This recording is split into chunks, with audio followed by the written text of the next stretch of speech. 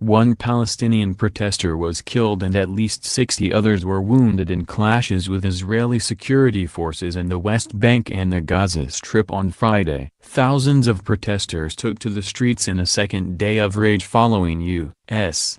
President Donald Trump's decision to recognize Jerusalem as Israel's capital. To really understand the Middle East, subscribe to Haaretz. A 30-year-old Palestinian was killed by IDF gunfire in the Khan Yunis region in Gaza, according to Palestinian health officials. The protester, Mahmoud al-Masri, was critically hurt and later died of his wounds. Approximately 3,000 protesters are taking part in demonstrations around the West Bank, including in the cities of Ramallah, Hebron, and Bethlehem. Protesters have thrown Molotov cocktails and rocks. Security forces have responded with live fire, rubber bullets and tear gas. 46 Palestinians have been wounded by rubber bullets at protests in the West Bank, the Palestinian Red Crescent report. 14 have reportedly been wounded by live fire. Dozens have been treated for tear gas inhalation. The Red Crescent said 4 people were hurt by IDF gunfire in clashes in the Khan Yunis region in Gaza. Additional clashes took place in Jabalia and in the Nahal Oz area, near the Strip's border. The Israeli army said troops fired toward 3 protesters,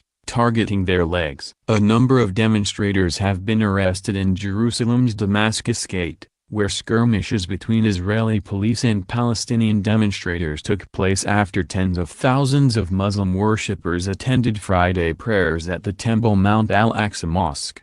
A Palestinian Day of Rage was held on Thursday in response to Trump's decision in which at least 22 protesters were injured in the West Bank, East Jerusalem, and Gaza. Further protests have been held on Friday in the Israeli towns of Al-Fam, Kalansaw, and Kfar Kana. One man was arrested for throwing rocks in the city of Nazareth, where a protest was also held. Thousands of protesters took to the streets of the Jordanian capital Amman on Friday after midday prayers to protest President Trump's recognition of contested Jerusalem as Israel's capital. Similar protests were held in Iraq, Egypt, Indonesia, and Pakistan, with more expected to be held tomorrow.